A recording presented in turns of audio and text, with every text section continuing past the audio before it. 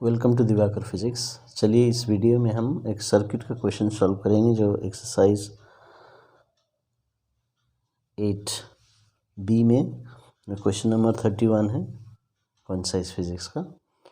तो इस क्वेश्चन के ज़रिए हम बहुत सारी बातें सीखेंगे इलेक्ट्रिक सर्किट के बारे में, इसलिए आप पूरा वीडियो देखिए, आपका अच्छा रिवीजन हो जाएगा।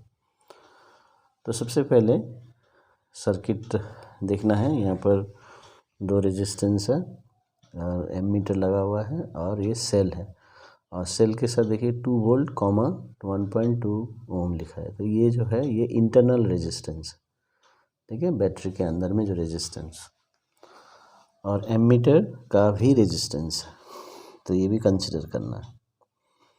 अभी पहला क्वेश्चन में हम ध्यान देंगे। तो पहला क्वेश्चन में देखिए यहाँ पर find the reading of the ammeter. अभी एमीटर का रीडिंग का मतलब क्या है कि एमीटर रीड्स करंट, तो आपको निकालना है करंट, यहाँ पर कितना करंट फ्लो करता है।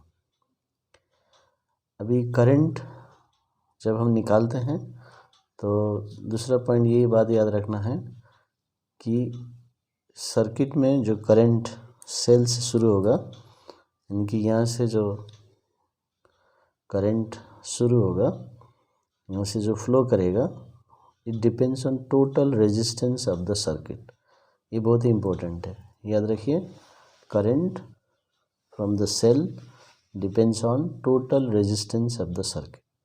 तो अब जब यहाँ पर आपको करंट एमीटर रीडिंग बोला है तो करंट निकालना है। करंट मतलब पूरा रेजिस्टेंस निकालना है। तो इसलिए हमें क्या है, जितने सारे रेजिस्टेंस है उसको कंबाइन करना पड़ेगा। अभी दो टाइप के कॉम्बिनेशन होते हैं, सीरीज़ और पैरेलल, ठीक है। तो अभी हम देखते हैं ये जो दो रेजिस्टर हैं 4.5 ओम और 9 ओम, तो ये दोनों पैरेलल में हैं, पैरेलल कॉम्बिनेशन में। तो पैरेलल कॉम्बिनेशन समझने के लिए क्या करना है, इसके जो अपोजिट एंड्स है, देखिए इसका एंड और इसका एंड यहाँ मिले हुए हैं, और इनके फिर दूसरे तरफ के जो एंड है वो भी एक साथ मिले हुए हैं। तो जब भी अपोजिट एंड्स एक साथ मिलते हैं तो वो पैरेलल में होते हैं। तो ये पॉइंट याद रखिए, जब कॉम्प्लिकेटेड सर्किट रहता है तो आपको आसान हो जाएगा। Opposite ends are connected together, opposite ends connected नहीं है एक साथ तो वो पैरेलल में नहीं होंगे। एक तरफ के होंगे, दूसरी तरफ एक साथ नहीं होंगे तो पैरेलल में नहीं ले सकते। तो ये पॉइंट याद रखिए। तभी हम क्या करेंगे, ये दोनों को पहले सॉल्व कर लेंगे। तभी पैरेलल का फॉर्मूला क्या है,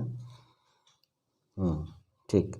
तो आपको अच्छा रिवीजन करना है। 1/RP equals to 1/R1 plus 1/R2।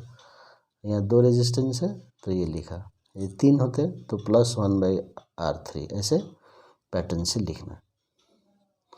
तो क्या क्या है, 1/4.5 प्लस 1/9। तो इसका आप एलसीएम निकाल सकते हैं, एलसीएम निकाल के इसको सॉल्व करना। तो मैंने यहाँ पर 4.5 को पॉइंट रिमूव कर दिया तो ऊपर में 10 आ जाएगा। तो ये कैंसिल करने से 2/9 प्लस 1/9। तो इसे सॉल्व करने से एलसीएम लिया, 9 एलसीएम 2 + 1 3/9 1/3 आया। अभी 1/3 आंसर नहीं है इसका, क्योंकि यहाँ 1/RP है। तो RP इज इक्वल टू 1/3 का रेसिप्रोकल ले लीजिए, तो 3/1, तो ये 3 हो जाएगा, ठीक है। तो ये आप रेजिस्टेंस ऑफ पैरेलल कॉम्बिनेशन निकल गया। अभी हम यदि देखते हैं सर्किट को, तो यहाँ पर हमने एक ही रेजिस्टेंस बना दिया, इसको 3 ओम। अभी ये इसके साथ क्या है, सीरीज़ में है। देखिए अभी सीरीज़ में देखने के लिए एक ही पाथ होना चाहिए, एक ही रास्ते में सभी रेजिस्टेंस पढ़ने चाहिए, और तभी वो सीरीज़ में होंगे। तो 3 ओम, ये 3 ओम और 0.8, तो ये सीरीज़ में है। तो 3 + 0.8, तो आ गया 3.8 ओम। तो ये हो गया एक्सटर्नल रेजिस्टेंस टोटल। अभी जो इंटरनल रेजिस्टेंस है तो वो इंटरनल रेजिस्टेंस हमेशा एक्सटर्नल के साथ सीरीज में होता है, तो इसलिए 3.8 प्लस 1.2, सो 5 ओम रेजिस्टेंस हो गया। तो पहले हमें क्या करना है, एक्सटर्नल सर्किट में पूरे निकालना। जैसे पैरेलल का फार्मूला हमने देखा यहाँ पर, और सीरीज का फार्मूला होता है R1 प्लस R2, ठीक है। तो इसलिए ये मैंने ऐड कर दिया 3 ओम ये और 0.8 ammeter. Ammeter is connected in series, तो ये सीरीज में हो जाएगा। और जब एक्सटर्नल निकाल लेते हैं उसके बाद जो भी इंटरनल रेजिस्टेंस है उसको ऐड कर दीजिए, क्योंकि वो भी सीरीज में होता है। तो अभी हमने टोटल रेजिस्टेंस निकाल लिया, तो अभी हम करंट निकाल सकते हैं। So I is equal to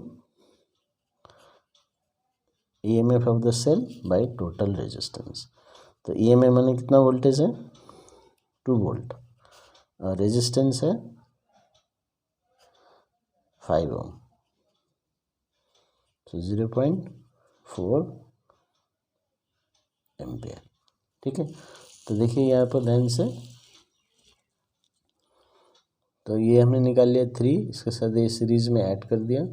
internal resistance हमेशा सीरीज में होता है एक्सटर्नल के साथ, तो ऐड कर दिया 5 आया। ये वोल्टेज कितना है, EMF कितना है, 2 वोल्ट, तो 2 वोल्ट बाय रेजिस्टेंस 5 ओम। तो इसका मतलब यहाँ से 0.4 एम्पियर करंट फ्लो करेगा। तो याद रखिए जो हमने करंट निकाला है ये बैटरी से निकलने वाला करंट है। आपको सर्किट में ध्यान देना है कि ये यहाँ से 0.4 एम्पियर फ्लो कर रहा है। तो क्या यही करंट पूरा एमीटर से पास कर रहा है?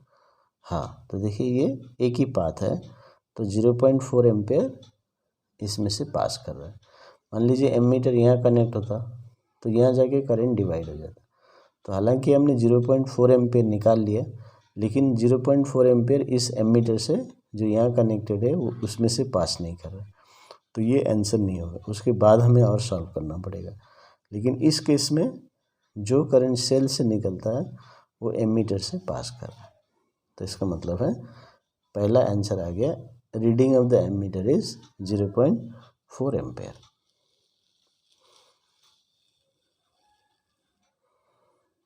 तो पहला आंसर हो गया, therefore ammeter reading is 0.4 ampere, ठीक है। तो ये आ गया पहला आंसर। तो समझ में आ गया। तो सब स्टेप्स मैंने बता दिया, दूसरे क्वेश्चन में भी आप अप्लाई कर सकते हैं।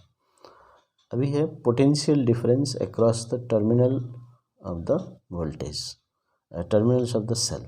तो पोटेंशियल टर्मिनल वोल्टेज यहाँ पर पूछा है, potential difference across the terminals of the cell, तो होता है टर्मिनल वोल्टेज। अभी टर्मिनल वोल्टेज का फॉर्मूला आप यूज कर सकते हैं, V is equal to EMF minus I into R। जो EMF होता है उसमें से जो वोल्टेज ड्रॉप भीतर में, सेल के भीतर में जो ड्रॉप होता है उसको माइनस कर देंगे तो बाहर में अवेलेबल वोल्टेज ये आ जाता है, टर्मिनल वोल्टेज। तो EMF कितना है 2, करंट कितना है 0.4 जो सेल के अंदर ही फ्लो करेगा, रेजिस्टेंस है 1.2, तो 2 माइनस ये हो गया 48, सो 1.52 वोल्टेज। तो देखिए ये जो वोल्टेज ड्रॉप हुआ ये यानी 2 वोल्ट का सेल है, उसमें इंटरनली ये ड्रॉप हो गया, तो बाहर में हमें कितना मिलेगा 1.52 वोल्ट। तो ये हो गया टर्मिनल वोल्टेज या potential difference across the terminal of the cell in the cell sends current. तो तीसरा क्वेश्चन है the potential difference across 4.5 ohm resistance.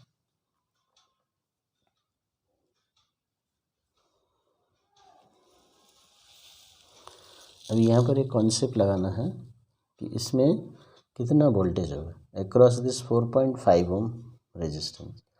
अभी 4.5 ओम और 9 ओम दोनों में सेम वोल्टेज होगा, ठीक है, क्योंकि ये पैरेलल में वोल्टेज सेम रहता है, करंट डिफरेंट। पैरेलल में वोल्टेज या पोटेंशियल डिफरेंस दोनों रेजिस्टर्स या तीनों रेजिस्टर्स में जो भी कनेक्टेड है वो सेम रहता है। तो इसमें हो या इसमें हो, तो अभी इसमें से हमें टोटल रेजिस्टेंस कितना निकाला था हमने, यहाँ पर 3 ओम निकाला है ना, 3 ओम। तो मान लीजिए ये दो पॉइंट के बीच में 3 ओम रेजिस्टेंस लगा हुआ है, ये जो हमने निकाला है यहाँ पर, है ना, resistance in parallel 3 Om resistance. अभी इसमें से करंट फ्लो कर रहा है 0.4, देखिए इधर से करंट आ रहा है 0.4 एम्पियर, तो कितना वोल्टेज होगा IR, तो 0.4 इंटू 3, 0.4 इंटू 3,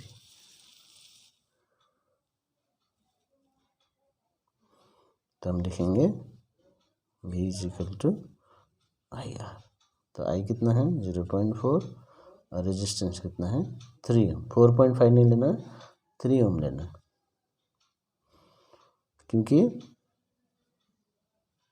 यदि आप 0.4 रेजिस्टेंस 4.5 में पूछा है तो मैं 4.5 ले लेता हूँ, तो आपका आंसर गलत हो जाएगा। तो क्यों नहीं ले सकते, देखिए यहाँ पर सर्किट में 0.4 एम्पियर यहाँ तक है, इसके बाद 0.4, इसके बाद ये डिवाइड हो जाएगा, इसलिए सिर्फ ये रेजिस्टेंस लेना है आपको, तो ये करंट लेना पड़ेगा जो कि 0.4 एम्पियर नहीं है क्योंकि डिवाइड हो गया। तो यदि आप 4.5 ओम लेके करना चाहते हैं तो ये करंट कितना इधर आ रहा है ये निकालना पड़ेगा, तो इसलिए वो एक्स्ट्रा स्टेप हो जाएगा।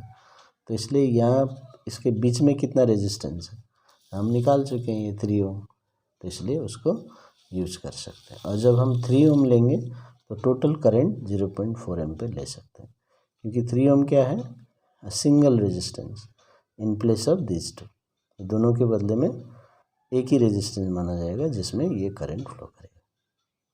तो ये आप मिस्टेक नहीं करना, तो कन्फ्यूजन होता है, लेकिन इसी कॉन्सेप्ट क्लियर रखेंगे तो आपका प्रॉब्लम नहीं होगा, ठीक है। तो इस तरह से हम ये क्वेश्चन सॉल्व कर सकते हैं। Thank you.